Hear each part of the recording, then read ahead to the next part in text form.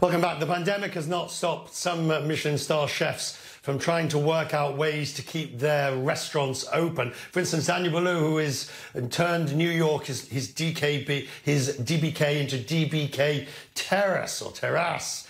On the menu, in terms of offerings, at least 25 tables outdoors, 7 entrees, and a quarter of the usual staff. So why, at the same time, is he moving ahead on a new seafood restaurant in Midtown? It's called Le Pavillon. It's opening early next year, named after the iconic former French restaurant. The chef is with me now via Skype. Chef Daniel is with me. It is always good to see you, sir. I'm always glad to have you on Quest Thank you, Business. Richard. Before we talk about the Before we talk about the new restaurant, tell me, the existing.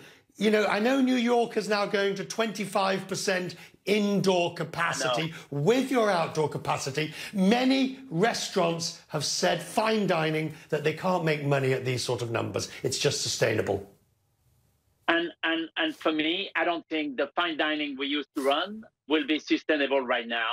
But we have put the sidewalk cafe, and that of course the price is half the price it used to be at Daniel. The seating capacity is barely half, so not even less than half. But at least we brought all the staff in proportion to try to be able to provide the service and the cuisine we're known for. But of course, it's not sustainable. We know that New York City is not Miami or Palm Beach, for example, where we can have our terrace all year long, and the weather is getting colder. And we worry about that, and so is all my colleagues all over North America, for sure. So you've got the PPP, and we've had PPP once in terms of government help, and PPP2. What are you going to need by way of support as you go into what could be a long, difficult winter? I don't know. We are trying. We're going to open 25% inside in 2 weeks, 3 weeks.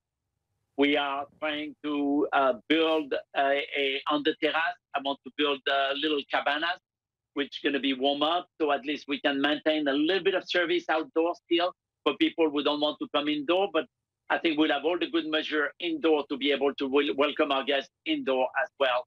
And we are looking also at creating maybe a little bit of a different mood, a different stage for the transitional time where we want to have, you know, instead of fine dining, I think we have to make it a little bit more fun dining. So this way, you know, we have. So why? I have a lot of casual restaurants, so I can adapt easily with that. Why a new restaurant? I know you want to grow the business, but why the investment in a new restaurant when everything is so uncertain? Was it simply too late to put a stop on it?